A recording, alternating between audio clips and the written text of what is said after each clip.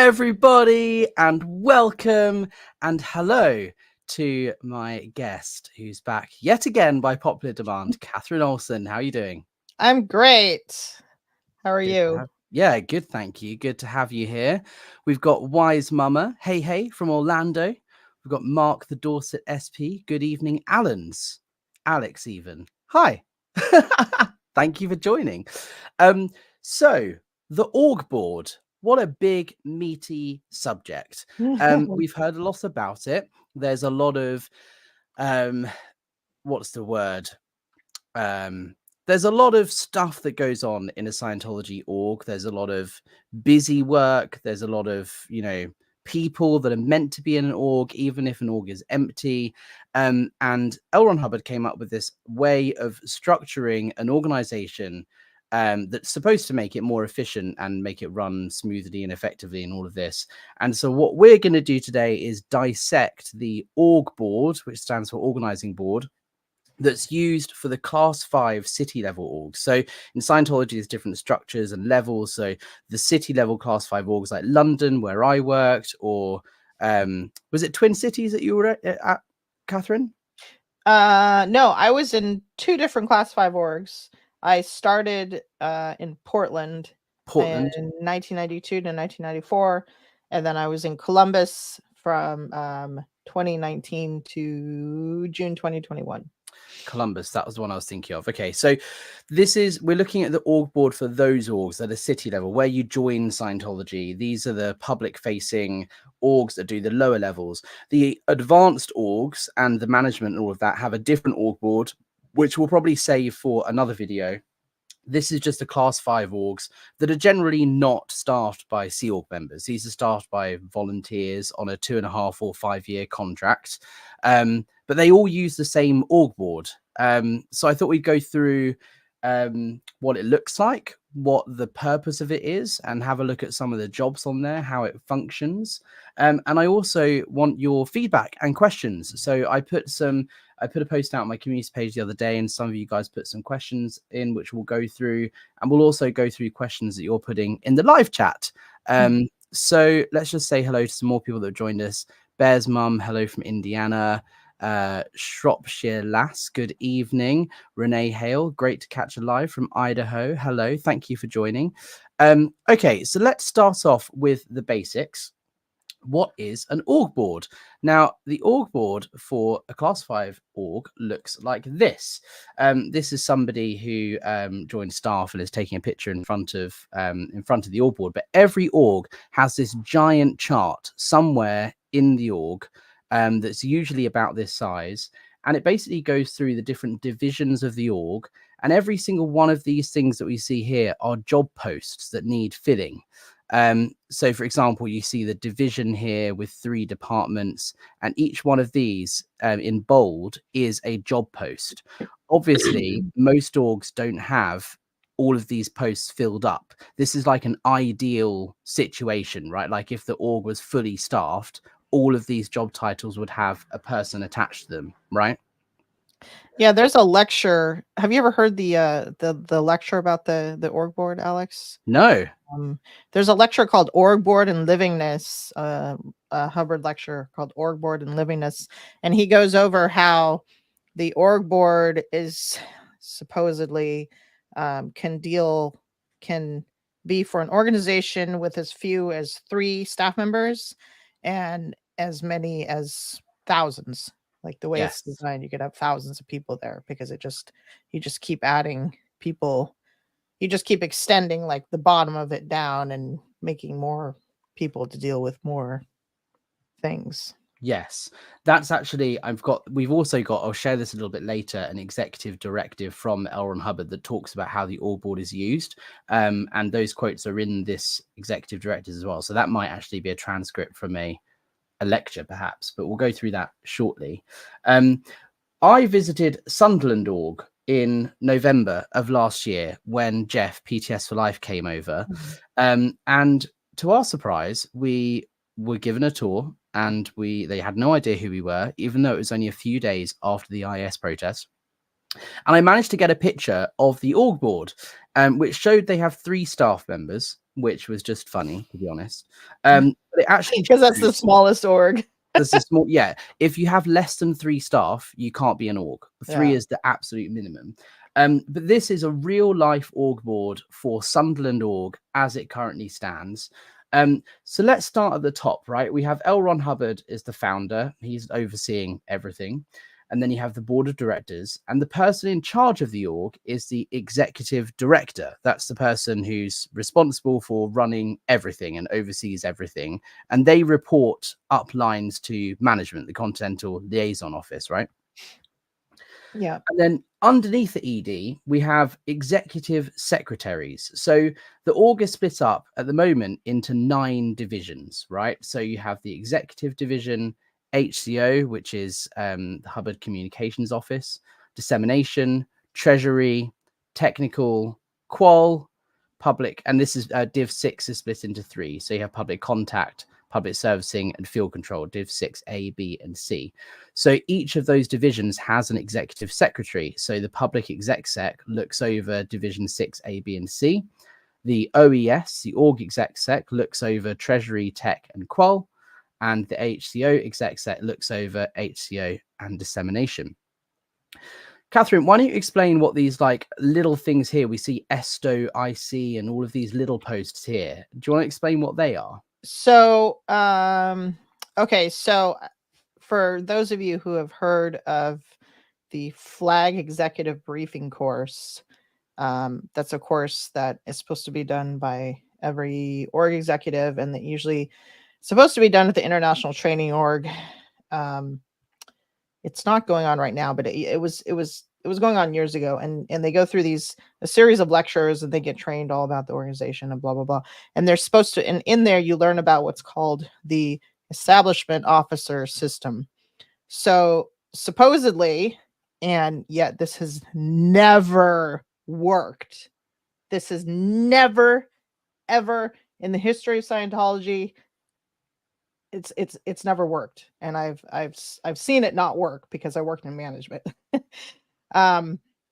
So supposedly you're supposed to have what's called an executive establishment officer, and that's separate from HCO. Like HCO, Hubbard Communications Office, is the division that's there to it's like HR, it's human resources.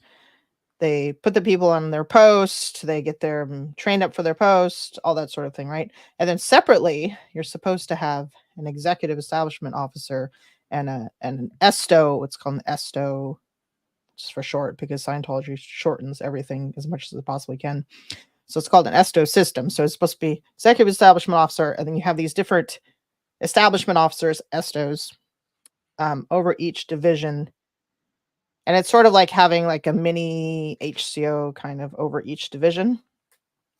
And the problem is that nobody has figured out exactly how this is supposed to work.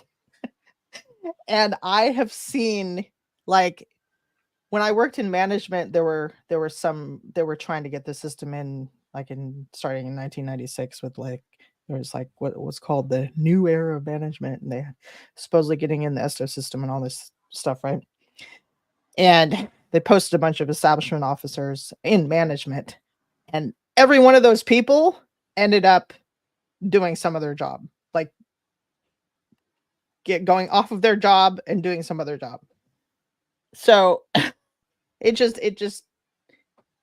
did not work, because you have somebody that tries to go in there and establish people and like train them up or help them if they're having trouble or whatever, and somehow it just never really gets done. Yeah. And I don't know what happened in London, if you experienced anything with that. Did you guys ever have an I don't think we ever had an ESTO Yeah. officer, like no, I don't, to my knowledge, know if we ever had that. Yeah.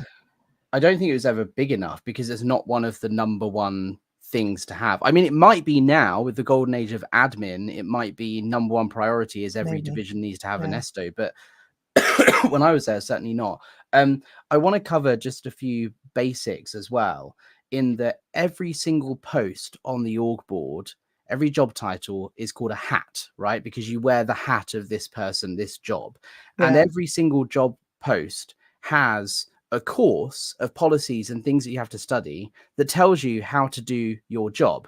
So this is a picture of the new golden age of admin Oh, look, hatting. establishment officer. Yeah, that's why I brought this one up. So this is what's called a hat. They're trying to do it again. It's not going to work. No. It didn't work the first time.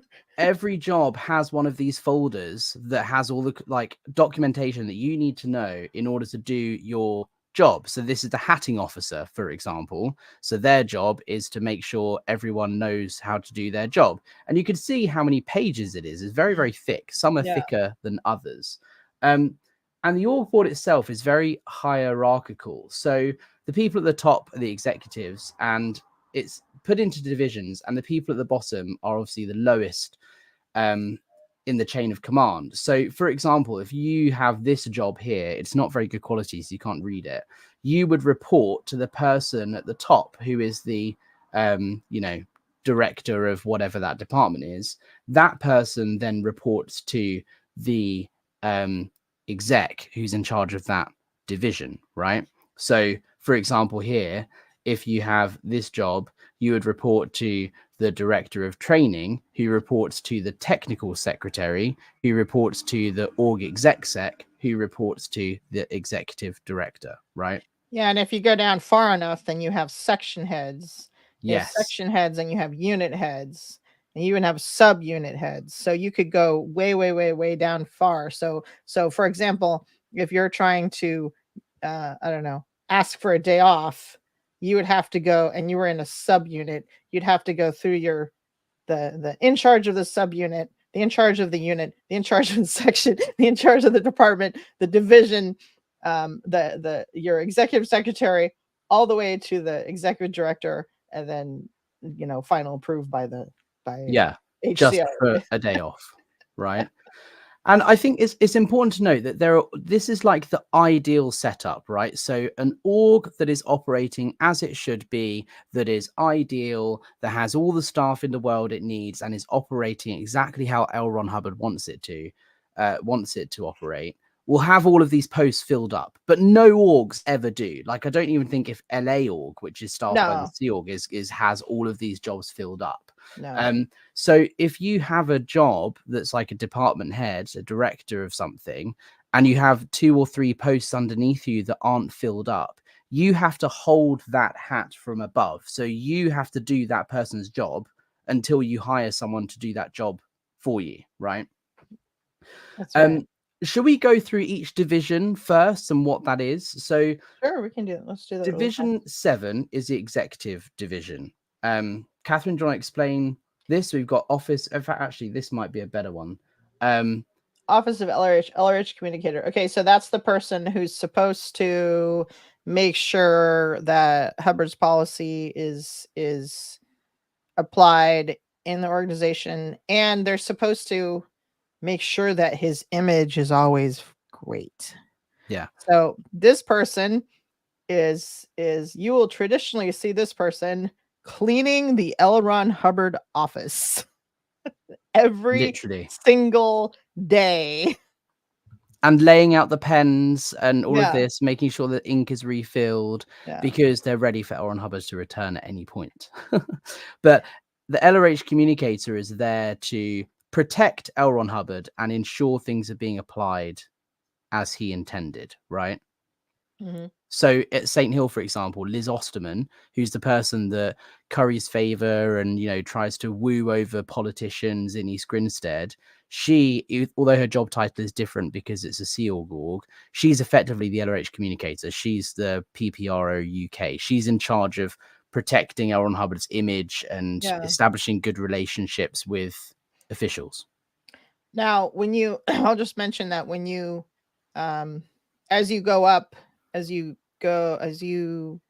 org board, so to speak, and you go like to management organization, it gets, this what we're showing people today is probably pretty confusing, but once you go into the management org boards, they're so confusing. Even more.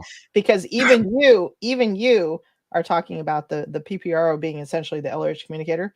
So the PPRO network is completely separate from the LRH communicator network, but at the same time, they will send orders into this poor little person in the org, the LRH communicator, who just gets all this like communication and dispatches and telexes or emails, whatever you want to call it, from all sorts of people. And so his boss is like the continental or LRH communicator, but at the same time you have the PPRO office over here that will order them to do this. To anyway, it gets super confusing the further up you go. And ever since I like from the time that I joined the Sea Org until the time that I left, they were trying to sort out the org boards and management.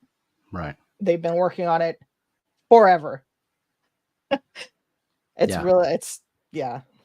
And the idea is that it keeps it really simple so that you know what your job is. So, for example, my job was director of public book sales. So I knew what I had to do. I had my boss. I was only supposed to take orders from my direct senior, and that's it.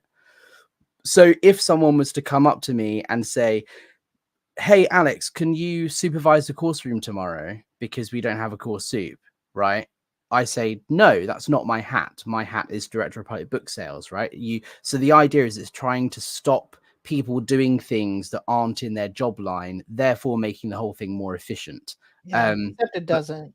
But when there isn't enough people to do all the jobs, that's where it gets confusing. So even when there are enough people, like for example in Columbus, here's what happens when you have, quote, enough staff and you're trying to keep everybody actually busy and doing work that's productive, right? Which, whatever, I could write a whole book about that. But so when you have enough staff, then you have this thing where it's really top heavy, like for me in Division 6 and for the other Division 6 people in Columbus, we would have the public, okay, so we'd have the public contact secretary, public executive secretary, the ED, and like the DED, all coming to us and being like, who's coming in to do courses and who's coming to buy books and how are you getting these people in and what are you doing? And it's like extremely top heavy. Like you have all these people coming to check what's being done. Yeah. And then you have HCO that's supposed to be making sure the staff are working. So you have all these people that are supposed to make sure that other people are doing the work. Yeah. And then you have this little tiny group of people, it ends up being, that are actually doing the work. Work. Yeah. Like going to sell books or exactly. It's proper micromanaged. Yeah. It's ridiculous. Okay, so that was Office of LRH. The next one is the Department of Special Affairs. So this is OSA's eyes and ears in the org. Now, I'll tell you a funny story about this. When I first joined Scientology and I was recruited onto staff, I wanted to become a lawyer. That was my plan in life. I was going to go to university and study law. And one of the things that I had quite a good relationship with the DSA, the Director of Special Affairs, because he was part of my recruitment. That's a whole nother story. But when they were recruiting me onto staff, they said, well, you can get a job, like we can post you in the legal section in the Department of Special Affairs, because we have lots of lawsuits, as I'm sure you can imagine. And so you can get real life legal experience working on legal cases whilst also helping the planet and being, part of Scientology. So they recruited me on the premise that I would be posted in the Department of Special Affairs in the legal part. And then the moment I signed my contract, I was posted elsewhere, and I never ended up. Yeah, total bait and switch gets done all the time, because recruiters will tell you, or they'll tell the person whatever they want to hear that will make them join staff. Same with joining the Sea Org. Oh yeah. They tell this guy, it's a true story. So they tell a guy in Taiwan who's a professional violinist, they tell him, oh, you join the Sea Org and you can come and be posted at Scientology media productions and play music. at this new org that's being created, Scientology Media Productions. So he comes over, doesn't speak any English, is for whatever reasons not qualified for S&P. So they post the guy as a dishwasher because they don't know what else to do with him. So he's posted as a dishwasher. So then he's telling his family that he's over in the US playing music, or he wants to be telling them that he's playing music, and instead he's being a dishwasher, and he's stuck in the US and can't get back to Taiwan. True story. It happens all the time. Something similar happened to a London staff member as well, who was a singer. But once you sign the contract, you have to do whatever they tell you to do. So Department of Special Affairs is OSA's eyes and ears. So that's responsible for the public relations, public image, legal, PR, all that sort of stuff. And then there's a whole department here, which is Department 19, Office of the Executive Director. So the Executive Director is meant to have all these people underneath them working for them to make their job easier, right? Yeah. Let's move on to Division 1, which is HCO. So HCO, like you said, is the like HR department, right? So you have Department 1, which is the Department of Routing and Personnel, Department 2, Communications, and Department 3, which is Inspections and Reports. Well, Catherine, I think you are way more qualified than me to talk about these. Yeah, I was in, so when I was in Portland, I was posted as the HCO COPE officer. Go up a little bit. So that's the person who's right under the HCO area secretary, who basically, the HCO area secretary is meant to be establishing the org, and the HCO COPE officer, it's such a funny post title, right? So they're meant to be the person who's running HCO, because the HCO area secretary is supposed to be working on establishing the rest of the org, not on running HCO. So I was, what I did is when I was in Portland, is I held a reception, and I got the letters out, and I got promotion out, and I marked the graphs every Thursday. Jeez. And this is like, that's totally not how it should be run. Like at London Org, when I was there, we had quite a lot of staff. So we had someone who was posted as a receptionist. Their job was to be on reception the whole time. We had a letter reg. We had people doing those jobs. So the fact that you being, the HCO COPE were doing those low-level tasks means that you didn't have enough staff in between you doing all these other jobs, but those are the important functions of the job, right? The way your job happens depends on how many staff you've got, right, in each division. But in an ideal scenario, you have someone in each of these departments.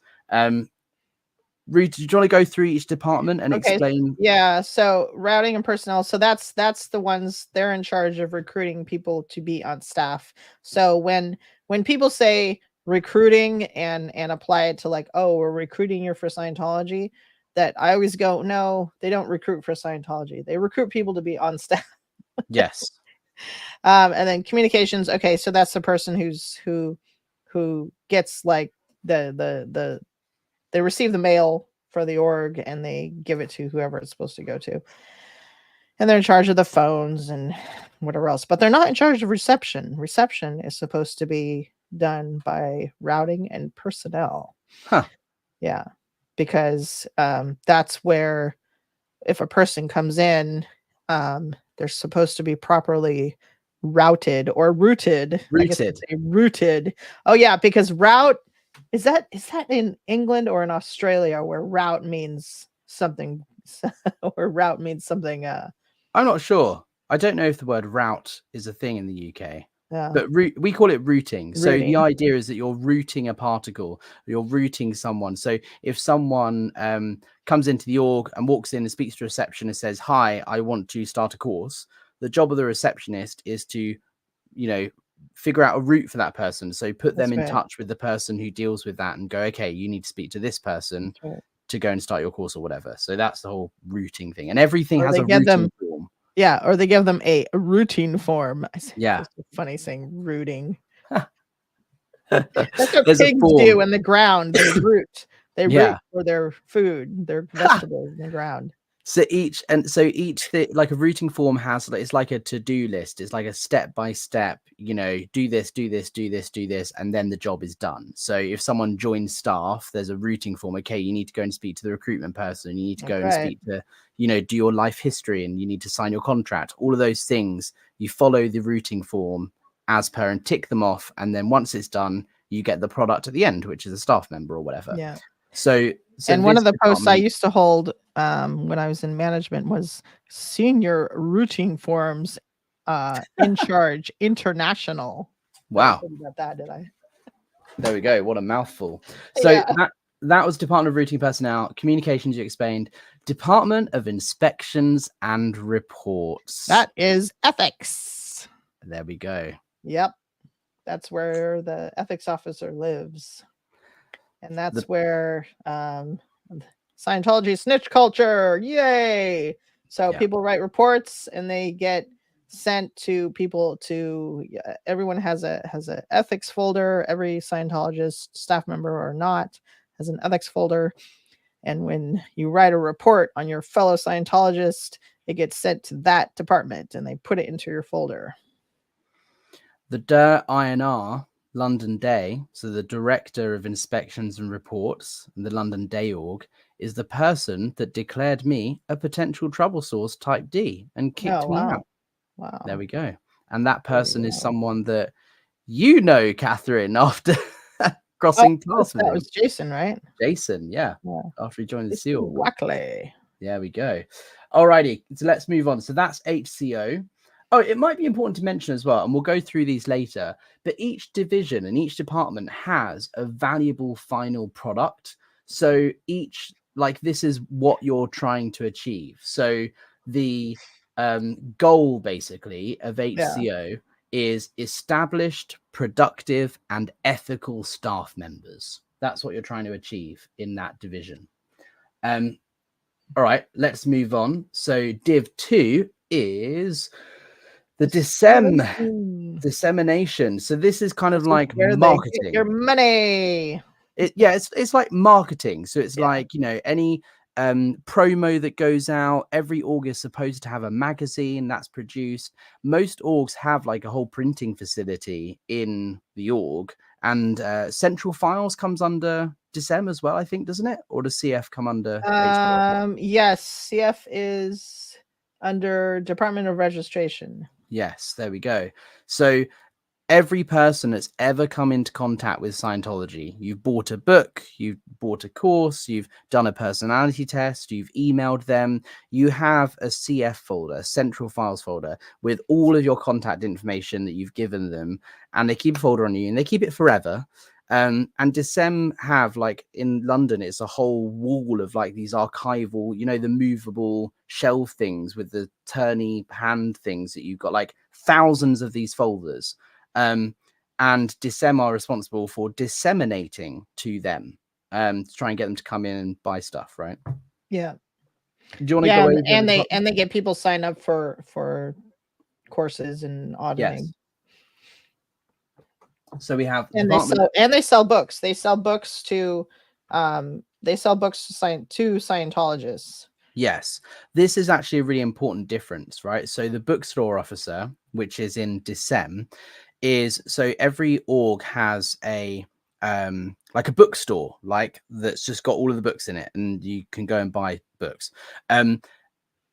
The bookstore officer is someone who's responsible for selling books, but to people who are already Scientologists. So you would get a call and say, hey, you need to buy all your basics books and lectures, or you've just started this course and you need to buy this book in order to read it for the course. So the bookstore officer is selling books to everybody. Whereas my job, which was Director of Public Book Sales, which is in a different division, was getting new books sold to new people who weren't already Scientologists. So if you were walking along the street and I sold you a book, that's my stack because it's a raw public. As soon as that person's bought a book, they're no longer considered raw, and any future book sales would then go through the bookstore officer in the Dissem division, Dissem area, right? Yeah. So basically, once you become a Scientologist, or once you walk in that door and you decide you're going to keep walking in that door, you are never done with buying materials, buying books, paying for service. You're never going to be finished. Even if you have every single book, every single lecture, everything you can possibly think of, they'll be like, oh, good, you have everything, good. So then you can donate so that we can get these materials into the libraries and things like that. So. Exactly. And you can see the journey here as well. So Department for Orientation. So that's like sending promo out, right? And getting people familiar with Scientology. Understandings is getting them to buy a book. And then enlightenment is getting them signed up for services. So the director of registration is that's your regs, that's your salespeople, that's getting you, selling you auditing or selling you courses or whatever. So the whole thing is, the purpose of DISEM is to get people through these stages, and enlightenment being a course, right? And what the registrars learn, which is the people in the Department of Registration they're supposed to be signing people for their next service course or auditing. What they learn is that if you supposedly if you properly enlighten somebody and you fully enlighten somebody, they will sign up for their next service. Like, there's no question about it. And if they didn't, you did it wrong, because Scientology works 100% of the time. Right, Alex? There we go. So if you enlighten them, they will buy the course. The only reason someone hasn't bought the course or the book or whatever is because you haven't sold it right. That's right. They don't understand. So you need to do a better job. That's right. Right. Okay, so that is DISEM. Now we move on to Division 3, Treasury. My only encounters with Treasury really were handing in the money from book sales every week and collecting my £20 or whatever it was paycheck each week. So I never really fully understand Treasury, but there's a Department of Income, Department of Disbursements, Department of Records, Assets and Materiel. Catherine? So Department of Income. So this is where you have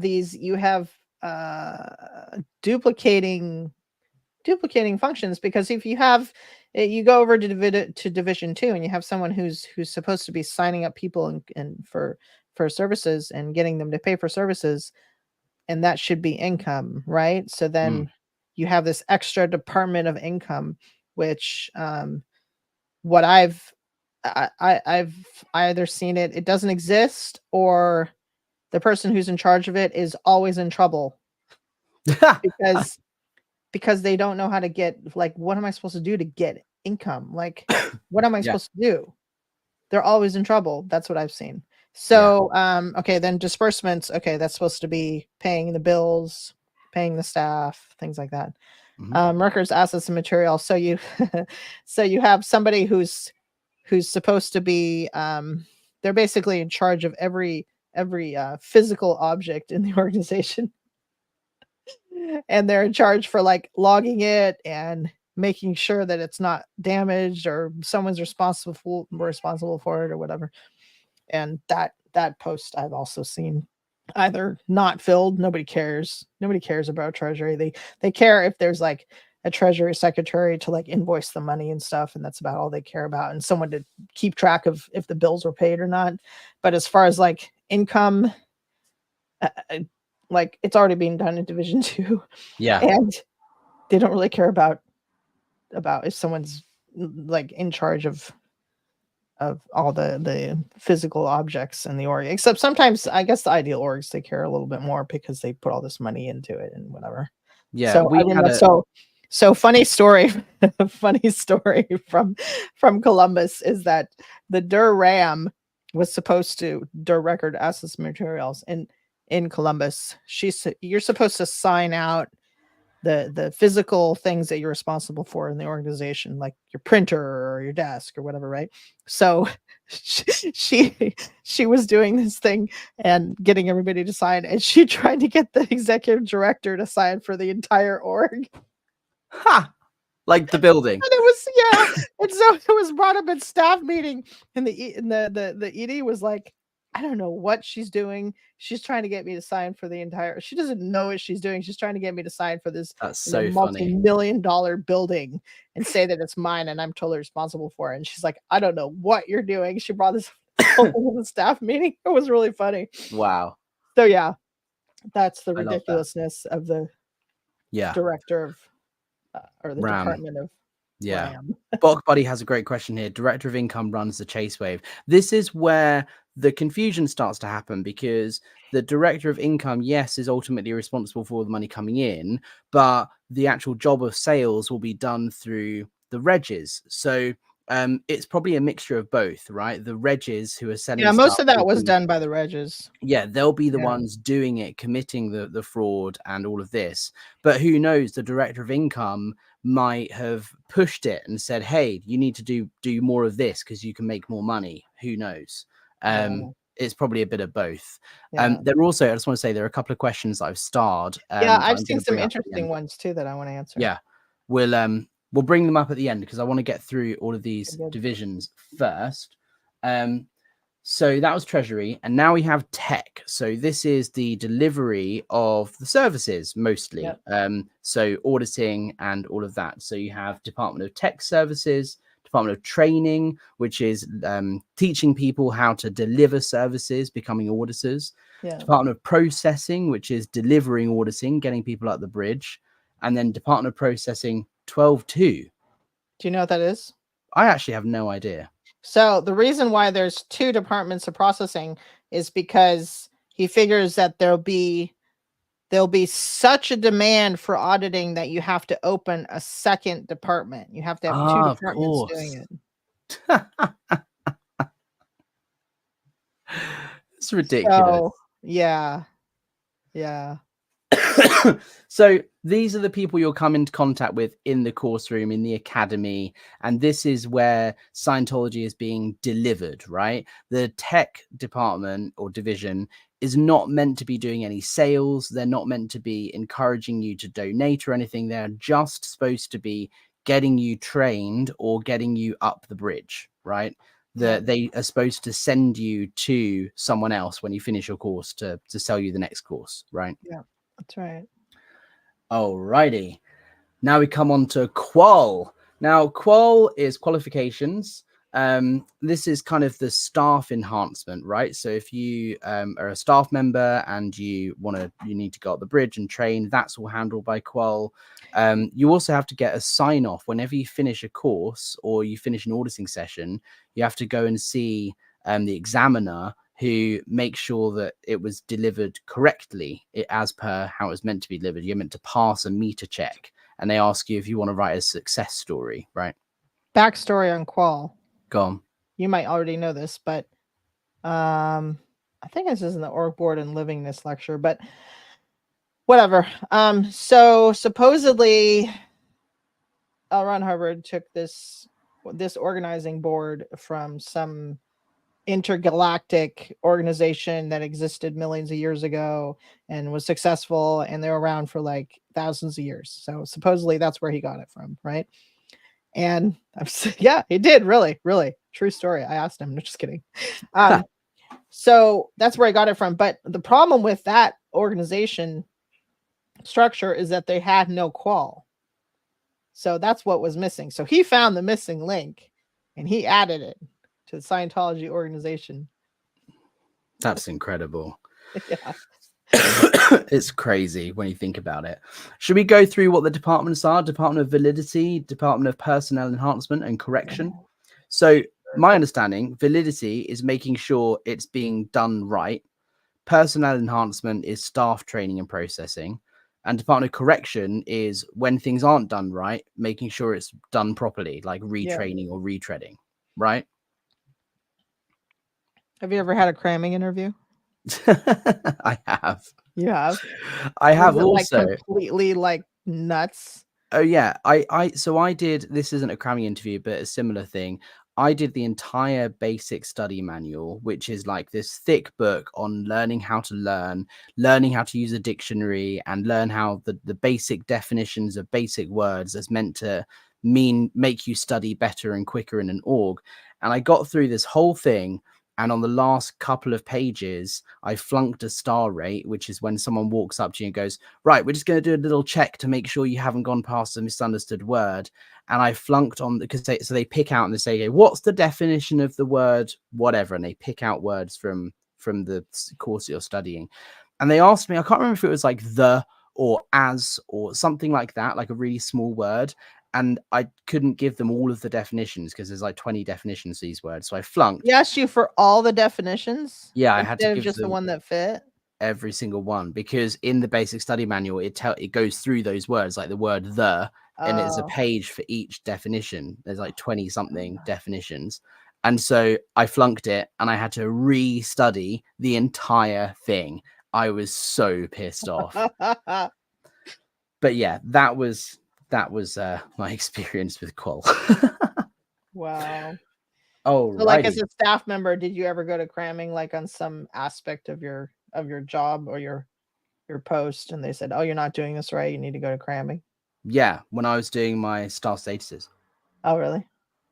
But It's not horrible. on a course, like something you're doing on your job, and they're like, "Oh, Alex, you're not selling this book right, go to cramming." They Oh never did that? yeah, we had to I think it was body routing or something, or no, it was book sales. I think our stats went down or something, and because I hadn't finished my hatting, I didn't know Yeah. what I was doing properly. I had a cramming interview. I had to had to study all these policies on like how to sell books, and I'm like, shouldn't I have read these and be told these before you gave me this job? But okay, fine, whatever. But okay. All right.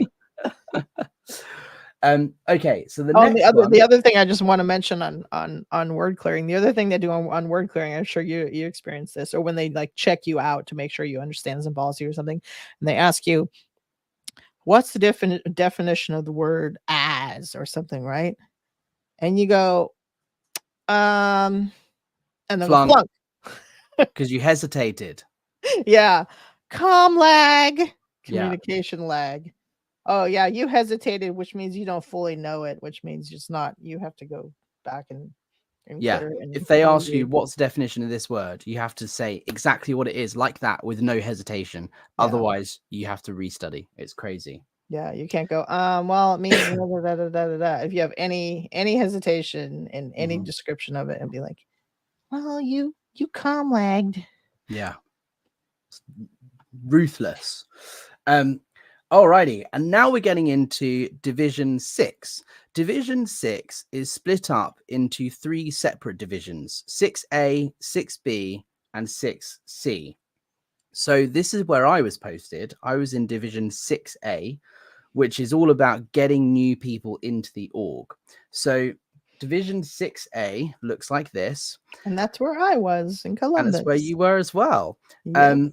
So Department 16A, this was my department, Department of Public Book Sales. So I was in charge of an entire department. So I was meant to have loads of staff members under me, but I had like 1 or 2, and that was it. And the whole job was selling books to raw public.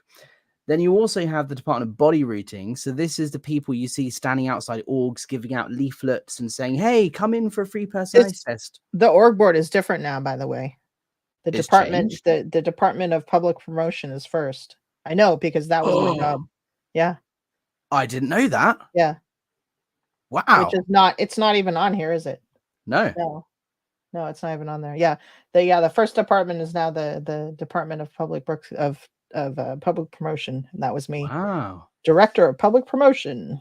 There we go. So your job was kind of like Decem, right? Getting flyers out Yeah, there yeah, and leaflets. except just for Div 6. Yeah. Yeah, Which is just for public new promo. Yeah, introductory services. Yeah. yeah. So body routing is the people trying to get you to walk into the org to do the test. So the idea is if someone walks along past the org on the street, a body router hands them a leaflet and says, hey, come in for a personality test or come in for a stress test or whatever. They hand that person over to the person who deals with that. So whether that be me for a book sale or whatever. Then you have the Department of Public Contact and the Department of Introductory Services. So introductory services are things like personality tests and stress tests, not the life improvement courses, because they come in Division 6B, or is it Division 6C? No, 6B, right? Yeah. Yes, because Division 6B, you have the Department of Public Services, which is if you do a life improvement course or, basic Scientology Dianetics Book 1 auditing, like your first course in Scientology will be delivered in a different course room to everybody else, which is in Division 6B. So because it's a whole little org in itself, almost, you have a public registration, you have the Hubbard Dianetics Foundation, the chaplain. So apart from the chaplain, this is like everything that you've already seen on the org board, but condensed just for new people, right? And then the department of the chaplain, usually it's just one person, a chaplain, right? And the chaplain is basically the person that you go to when no one else in the org will speak to you or handle anything, right? Yeah. Yeah, How would you exactly. describe the function of the chaplain? Yeah, that's pretty accurate. Or when somebody wants to I don't know, when two Scientologists want to get a divorce or something and they want like assistance. Oh, thanks. There you go. The link's in the description. Oh, that's right, the link. I have to get used to doing this. Sorry. Yes, or they try to get people back in who don't want to come in anymore. It's called recovery, public recovery. Yeah. Recovery of Scientology. And Sunday service. Yeah. Is the chaplain, right? Mm-hmm. The chaplain is there almost as just a ceremonial role, right? It's kind of, they don't really do much. But when the government come to inspect to see if whether or not you're actually a religion or not, the chaplain is suddenly the most important person in the org, because the chaplain delivers the Sunday service, which is the religious ceremony. So that's that one. And finally, we have Division 6C, right? which is Department of Public Relations, Clearing and Success. Would you care to explain, Catherine? Public relations, that's kind of self-explanatory. So it's weird because you have a public relations person in Division 6, but again, you have a public relations person in the DSA office. So the idea is that the DSA is supposed to do public relations overall for Scientology as a whole, and the public relations director of public relations in Division 6 is supposed to do PR for the organization specifically. That's how that works. So we had, like, at London Org, for example, Division 6C, we had someone who was in charge of the IAS and regging IAS donations, and all of the social betterment programs. So someone responsible for, getting people to hand out truth about drugs leaflets or, way to happiness and all this sort of stuff in coordination with the Department of Special Affairs.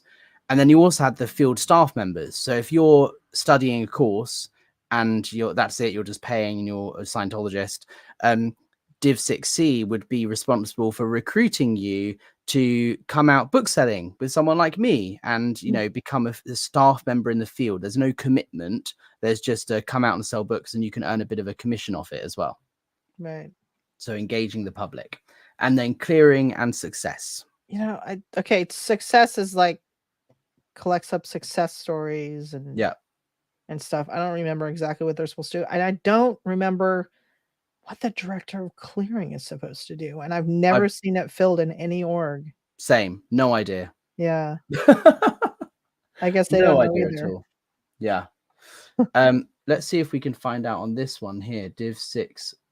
Oh, wait. Director of clearing. I think that's the one who's over like Way to Happiness program and things like that.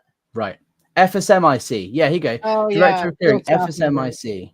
That's right. Because every Scientologist is supposed to be a field staff member and get people into the org to do services. Yes. That's right. There we go. I don't know why that's under clearing. Anyway, whatever. See, there are so many things that just don't make sense about this entire thing. But that's the org board in a nutshell. I want to share this little thing because there's some questions that I've starred, and there are some questions that came up on the community post. But before we do that, I just want to share a little quote from this executive directive that I mentioned, because it's just funny, right? So in an ideal world, all of these job titles, all these job posts would be filled up. But here, Aaron Hubbard is telling you what to do if you have less than 5 staff. When an org has less than 5 staff, do the following, no matter whether it is forming or performing poorly or failing. If the org has less than 3 persons in it, bring it up to 3 persons, or it isn't an org. So if there are less than 3 staff, it's technically not an org. But have you ever seen an org without an ED that has those 3 posts? Never. They don't do that. Yeah. I would imagine you'd have an executive director that would be holding one of these from above. Yeah. Yeah. It's just there's probably some policy later on that contradicts this. Yeah. There always are. This is quite a long executive directive, so we're not going to go through it all, but it does explain the functions of the executives, the auditors, and all of this. I might post this actually, so that you guys can read it if you want. Yeah. It explains here what to do in a bigger org, no matter how many staff members an org may have, all of this applies. This is how to operate, what all of these orgs are doing. It also explains shrunken orgs. So when an org is shrinking, there are only certain reasons. There's nothing else. It's only going to be shrinking because of one of these things. They followed illegal orders, they failed to do their job, they didn't train staff or whatever. We're not going to go through all of them, but these are the only reasons. It was subjected to internal suppression, which blew off good staff and lost its safe environment without anyone locating the SP. Yeah, they'll never say it's because people aren't interested in Scientology, because what Scientologists think is that everyone will like and want to be a Scientologist if they just understood exactly what it is, and if you don't, then you're suppressive. Yeah, exactly. If you don't conform exactly how we want you to, then you're a suppressive person. That's right. So okie dokie, should we go through some of these questions? Yeah. Let's start with the ones that were on the community post first. There's only a couple of them. But here we have Auditing Scientology says, at first glance, it looks like there are many more positions than the approximately 35 staff members, the majority of which are Sea Org, I see entering the org before 9 a.m. Well, yeah, that's the thing. The org board is the ideal. We need all of these job titles and job posts filled. It doesn't mean they always are. The org board doesn't shrink. It's just where this person is? Shrinks. I don't know. Oh, okay. Because I see entering the org before 9 a.m. No, if you're out, unless you're in LA, maybe. Unless you're in LA by the PAC base, which people call Big Blue, but I never call it that. You're not going to see the majority of that are SO. You might be mistaking people for Sea Org members because they're in a uniform, but all of Scientology staff are in uniform now. It doesn't matter if they're Sea Org or not. Yeah, so most organizations will have 1 or 2 Sea Org staff posted in the org, but most of them will be 2.5 or 5 year contracts, except for places like LA Org, which is a Sea Org organization. Most city level orgs otherwise won't be staffed by Sea Org. They'll just have 1 or 2 Sea Org representatives. Yeah. Alrighty, Libby Franson, how many people are participating in the structure and how long does it take to move up the fake ladder? I think we covered the first part of that, but in terms of moving up the ladder, you aren't going to get promoted unless the person who is in that job has also been moved or promoted. Like the job, because there's the org board, like the job is there. If it's filled and they're being successful, they're not going to move someone out of that post. So except they move people around all the time. Yeah, they'll move you sideways. They'll move people around all the time. Yeah. Without replacing you, they don't necessarily move you up, but they'll decide that you're better somewhere else and they'll put you somewhere else. Yeah. Auditing Scientology is actually here in the chat and they say Kansas City. Oh, Kansas City. Said, if they Um, show up on a weekday and again on a weekend before 9, I think they're SEAL. That's not necessarily true no, not because necessarily, but with Kansas City specifically, okay, Kansas City actually has like between, or they did in 2021, between like 30 and 40 Sea Org members that are being Class 5 staff. But right. again, you wouldn't be able to tell the difference because they all wear the same uniform. Yeah. So, And it comes into schedules as well. So some orgs have a day shift and an evening and weekend shift, like a day and a foundation, whereas some orgs have both shifts and people will be working across both. yeah. And sometimes, like when I was on staff, for example, if I had to take a day off in the week, I would trade it with someone on foundation. So the person who had my job on the evenings and weekends, I would get her to come in to do my shift during the week, and then I would go in on the weekend to cover her shift so that we exchange in that way. So just because they're coming in at certain times doesn't necessarily mean they're Sea Org. But Kansas City, Catherine confirmed, has a lot more Sea Org than most orgs. So it's possible. Yeah, yeah, they are. And there's a lot of Sea Org members that are posted there, and they would be coming in every single day, including the weekends. God, I'd love to talk to you. Can you? Here, I'm going to put my Yeah. email in the chat. If you can, auditing Scientology Kansas City. I'd love to talk to you. If you can email me, that would be really cool. I'm going to put my email in the chat. Yeah, that would be great. I'll bring it up on the screen. I know a lot of people in Kansas City because that was Kansas City got Sea Org members sent to it right before Columbus did. And I know everybody that got sent there. There we go. So if you're still watching Auditing Scientology Kansas, please shoot Catherine an email. There's her email address. Alrighty, there's I think one more. Will the org chart be including titles and names? So the org board doesn't contain people's names. It's just the job titles. But what you do have is these little badges with the people's names that you put onto the org board to show who's holding that job title. Yeah, who's like you have holding the that board post. on the wall and then it has everyone's name on it. Yeah, exactly. Those were all the questions from the community post. Let's look at some of these questions that we've been starring as we've been going through.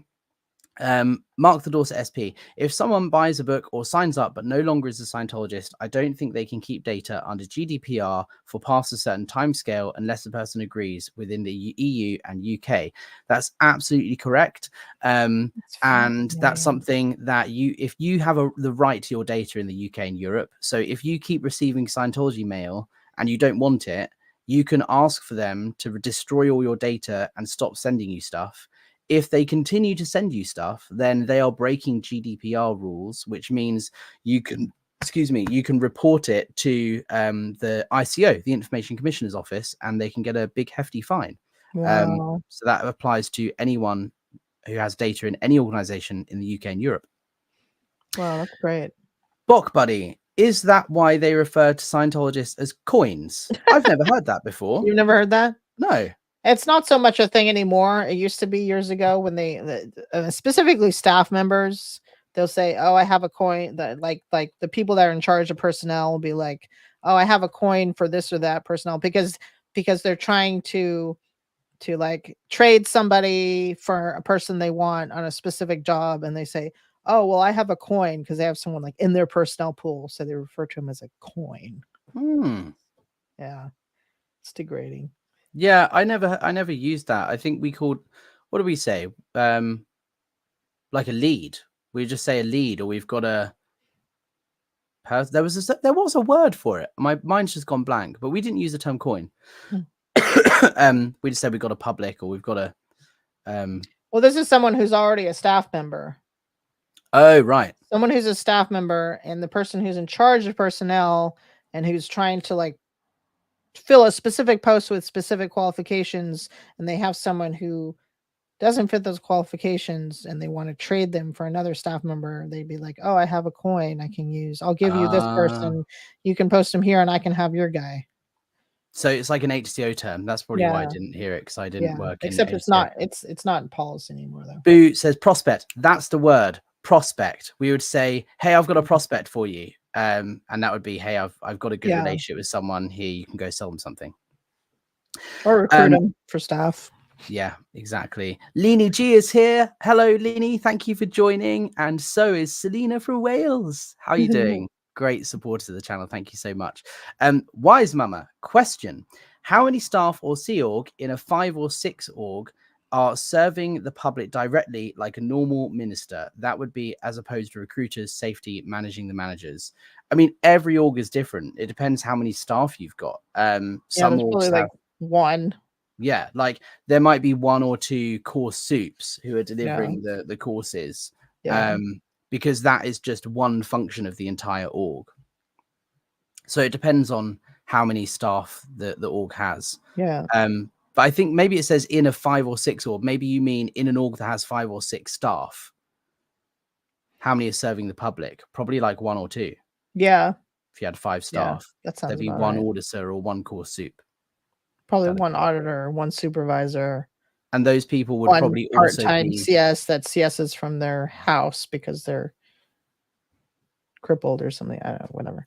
Or that they would probably be holding it from above. So you might be the auditor for the org, but you might also be the tech sec. You might also be the core soup, or whatever. Like you would be holding many hats. Yeah, exactly. Gnome Sane question: which division are kitchen staff under, and do they get moved whenever someone doing loan conditions is added? What should okay, so kitchen staff are only applies to the Sea Org. Yes, but they are okay. So on Sea Org bases, you have what's called the Estates organization, and so their division, the technical division for the States organization would be like the galley and the guys doing gardening and just like whatever's being done like as a product for that organization. So in Estates it'd be, I think what were we? We were actually where I was. It's kind of hard to explain that. I'm telling you, the management org boards at management, they're so fucking crazy. Yeah, they're so crazy because we should have been a separate estates organization, but we weren't. We were like we were like 3A. So you had Treasury, which was Division 3, and then 3A was estates for some reason. I don't know why. It was at London Org, we had a Sea Org person who was estates, and so estates isn't on the org board because it wasn't technically part of the org. He was a Sea Org staff who was in charge of estates, so he was in charge of if anything breaks in the org, or you class lose 5, furniture or whatever. You just jogged my memory. Class 5, the estates manager is in the executive division. Yeah, but in London Org, it was a Sea Org staff, so he was kind of separate from the org board because he wasn't actually reporting to the executive director. Yeah, I'm sure they did it that way because it's like the CLOs right there. And in the class 5 org, like in London, there wasn't a kitchen galley thing because we had a cafe downstairs, and so yes, there was someone whose job it was to make sure it's refilled and everything, but we never had enough staff to actually have a fully functioning canteen that actually had food and stuff. It was just snacks and things. Yeah, that makes sense. But it was different in a Sea Org, right? Yeah, and it's different base to base too. Like, anyway, they're probably they're still trying to sort out the management org boards. It's just so crazy. And the second part of this question is, do they get moved whenever someone is doing low conditions? So you have like a few people who are like in charge of the galley or the kitchen that don't move around as much, and then you have and of course there's way more work to be done than they'll ever post up in that area, which is why I have like a stress fracture in my back now from working in the kitchen. Yeah, seriously. Gosh. So so what they'll do is when someone gets in trouble, they'll just toss them in the galley for a while, and then they learn the ropes. They become like a person who's like really actually doing something and being productive, and then they just take them out. Just, okay, you're done, and you're like, wait, that guy was like bringing the food in every day so that you guys can eat. So thanks. Who's going to do that now? Yeah, exactly. There we go. Yeah. Leanie's got a great question here. Which department and post would do safe pointing of councils, etc.? That would be the Department of Special Affairs. So if Yeah. OSA aren't directly doing it, like at St. Hill, for example, you have the PPRO UK, which is Liz Osterman. That's her job, along with Janet Laveau and Graham Wilson. In a class 5 city level org, it would be the DSA, the Director of Special Affairs. So they would be establishing relationships with the police force, politicians, and so on. And last question, unless there's any that you've seen that we haven't brought up. I thought I saw. While you're having a look, I'll bring this one up from Boo. Question for Alex: how long were you public before recruited on staff? Was it in a cycle or interview? What were you doing until then? Who paid for the courses? Great questions. So I started. I can't remember. I think I did my personality test in like the December, and I went in for my results in the January. So 2010, 2011 borderline was when I first went in and started doing Scientology stuff. And then I was on staff by the May of that year. So 5 months or so. And they did let me do a bit of the course. I think I did 1 or 2 or 3 courses before they started trying to recruit me onto staff, but they just buddy up with you and they make friends with you. And like when you're on your break, they kind of sit down with you and make friends. Say, hey, it's really, so, you make these friends and it's all really cool and it's fun.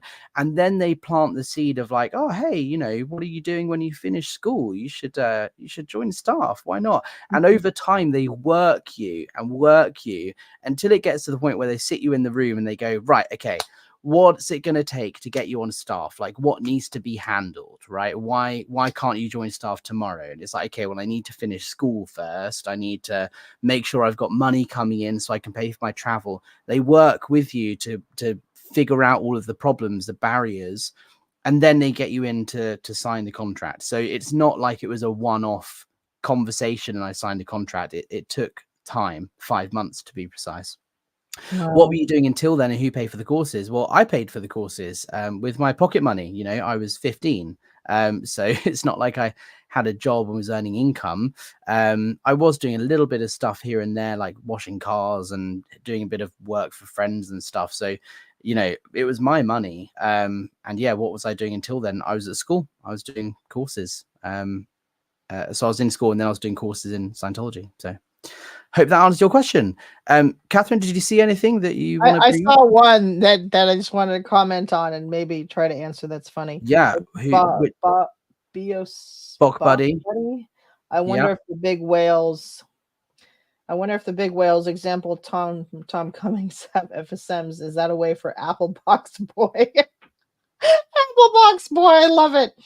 To get around endearment if he's their FSM. Yeah. They would be FSMs. So Tom Cummins will get a commission on all of the sales all the people he brings in. Yeah, but that wouldn't, I don't know. They wouldn't use that specifically to get around. Anyway, there's other ways, other things they would use, but that's a good point. Yeah. My understanding Apple Box Boy. My understanding is Dave Miscavige gets a percentage of all the IAS donations. So therefore it's not inurement because he's leading the IAS and he's getting a commission off of that. Interesting. We'll talk about that more off stream. Yeah, we should talk about that. But yeah, people like Grant Cardone, he'll be an FSM. So he will, all of his staff in his private business that will be doing sales training, if they do a course in a Scientology org, he will get a percentage of the sale of that course because he's technically their FSM. Yeah. So there we go. Right. Alrighty. Well, anything you want to add, Catherine, before we wrap up? I think we'll do a second part to this where we talk about we just talked about class 5 orgs in today's stream. We should do another one where we talk about class 5 AOs, CLO, how the organization as a whole is structured, maybe, if you're up for that. Well, yeah, we can try, but it's just so crazy. It's so top heavy, and it's like when you by the time you get down to the staff member in a class 5 org, they're getting so many orders from different people. Yeah. Anyway, all over the place. I should see if I can draw a chart. Yeah. of how crazy it is. Hey, yeah. That's a cool idea. Let's do that Yeah. for the next one. That Yeah. sounds good. Okay, good. Well, thank you so much for joining me, Catherine. I really Yeah, of appreciate course. it. And thank you everyone who has been watching and participating in the live chat. If you haven't already, please go and subscribe to Catherine's channel. There's a link in the description down below. Please also, if you're watching this on the replay crew, please put your questions in the comments down below underneath the video. And I will either reply, or Catherine will reply to them in the comments, or we'll save them up and we'll answer them in the part 2. So any more questions about the org board that we didn't cover today, leave them in the comments down below and we'll answer them when we can. If you want to support the channel, you can buy me a coffee, all of that sort of stuff. Links in the description. But the most important thing is press the like button and comment and share and subscribe and all that sort of stuff to both Catherine's channel and mine. We really appreciate it. But guys, thank you so much. And thank you, Catherine. We will see you guys on the next one.